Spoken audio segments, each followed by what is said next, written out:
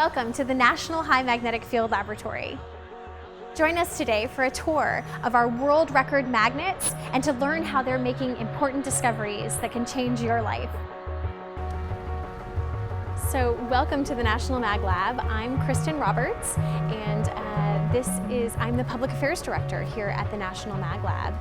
The MagLab is the world's highest we'll just wait for some important work happening over here. Okay, so the National MagLab is the world's most powerful MagLab. We are the largest and highest powered magnet lab in the world and the only magnet lab in the United States. So the lab was actually opened for science back in 1994 with a large dedication event. The current vice president actually came to dedicate the facility.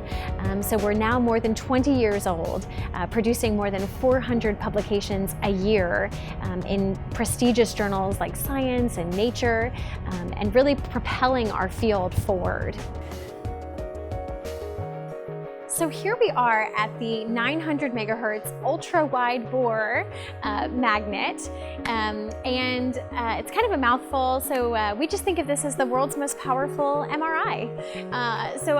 If you have had an MRI, you've actually been inside the center of a superconducting magnet.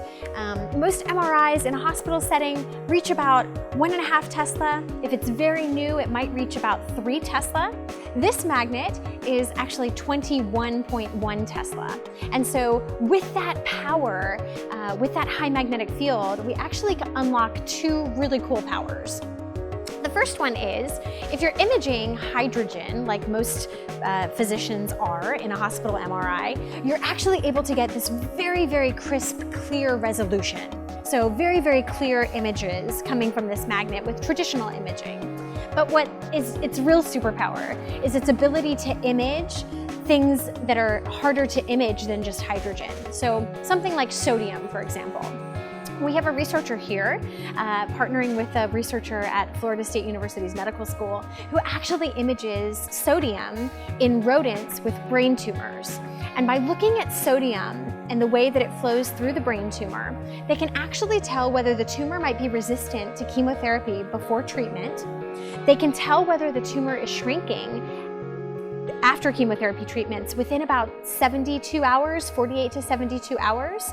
And theoretically, if they could create a sodium imbalance in some other way, they might be able to shrink the tumor without chemotherapy at all. So these are the kinds of groundbreaking discoveries that happen on this magnet system. This magnet is illuminating all sorts of diseases that we're trying to understand and fight, from tuberculosis, Alzheimer's, Parkinson's, HIV/AIDS, even influenza. We're learning about different things about those diseases in this magnet. Even though the bore is thought of as an ultra-wide bore, it's about the size of a grapefruit or a large orange. So it's not big enough for humans, it's not big enough for us, but it is big enough for live animals like rodents, mice, birds. They go into the magnet alive, they come out of the magnet alive, just like when you have an MRI. And we're able to just image them and learn about them while they're still alive, which is a really important property in understanding how these diseases are affecting living creatures. So this magnet itself is a superconducting magnet, and that means that the electrons flow without resistance, but it has to be kept at very cold temperatures. So negative 456 degrees or so is the operating temperature for this magnet. The amount of superconducting wire in the magnet, if we stretched it all out, it's about 96 miles. You could travel from New York to Philadelphia with our superconducting wire in this magnet system. The scientists actually load their samples, which in this case is often a live animal image, or a live animal itself, I'm sorry, from below the magnet itself in these specially designed probes that we use back in this part of the MagLab. So they actually climb the stairs down into the magnet and load the probe up into the center. Remember, 21 Tesla is only happening right in the center of the magnet. The top stairs are actually for helium and other things that happen to keep the magnet operational.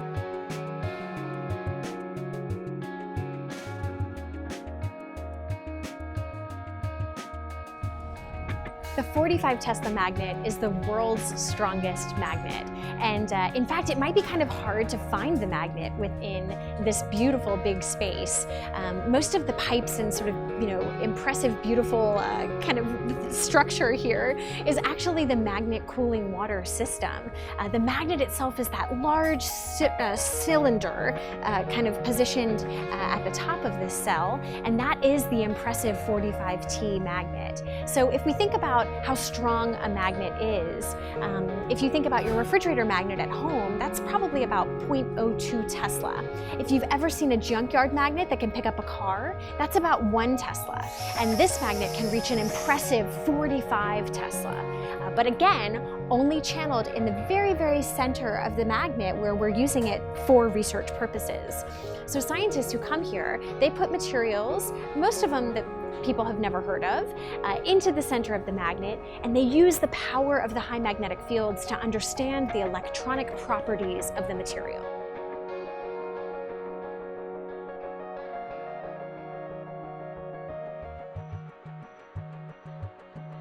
So here in the Resistive Magnet Shop, we talk about how we design and build the world's most powerful magnets. And what we have on the table here are basically the insides of our exceptionally powerful magnets.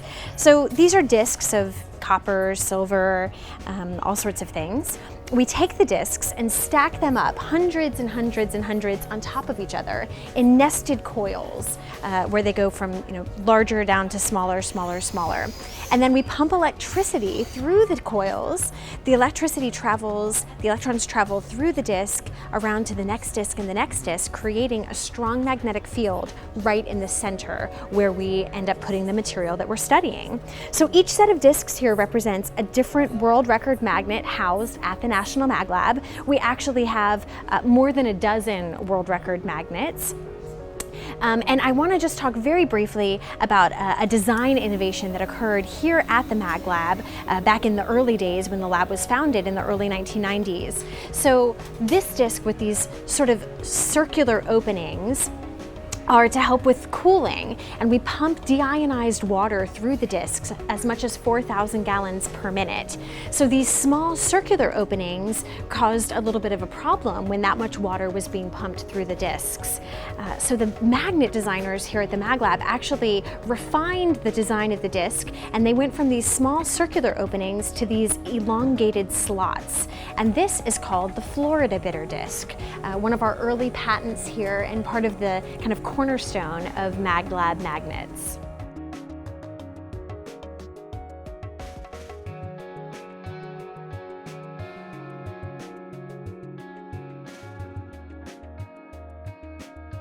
So welcome to the Ion Cyclotron Resonance Facility at the MagLab. I like to think of this facility as like the CSI of the MagLab. They are able to do complex chemical analysis on very chemically complex mixtures. So if you think about like a show you might have seen on television, like where they're analyzing an explosive or something like that, and they send it to the lab to get like a very simple ingredient list of what was in that explosive, this is sort of like that, but just turned up to 11, right? So they're able to identify the ingredients of exceptionally complex mixtures. So let's talk about something like petroleum that might have as many as 100,000, more than 100,000 different chemical components into it. They're able to put it into these machines and actually get almost a fingerprint of the oil, an ingredient list that's so precise, it's able to identify over 100,000, 150,000 different ingredients.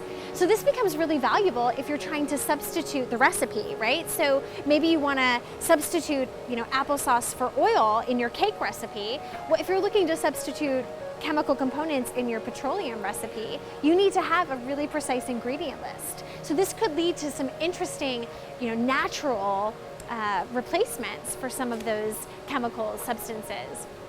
Also, this is having really important and valuable inputs into health research. So they're able to actually do the same sort of thing with metabolites and proteins in the body and get that very complex ingredient list, which can help us understand diseases with new complexity. So the magnets themselves are actually the large sort of cylinders in the back. All of this machinery on the front is part of the special components that make this technique so successful here at the MagLab. So it's really a very special glimpse of a magnet, just like the other magnets that we've seen, but oriented differently. Instead of loading the sample in from the top or the bottom, they actually load the samples in right here from the side of the magnet. Usually the sample could be some sort of a substance, maybe it's sprayed into the magnet, and then the materials, they're able to identify different ingredients by weight.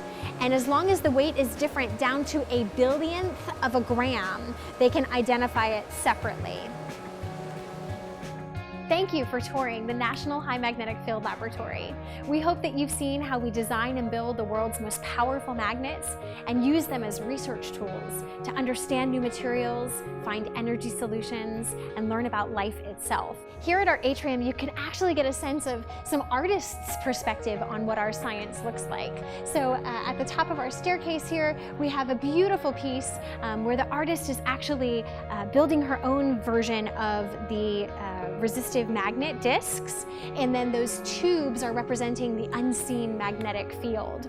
On the other side of the atrium, people think that we are making a comment about the solar system, but actually that is a hybrid magnet, sort of a piece of superconducting wire woven around in the same coil shape, and then a piece of a resistive magnet, and then that silver sphere represents sort of the center of the magnet. So even the art here at the MagLab has scientific value, and we hope you've enjoyed seeing around our lab today.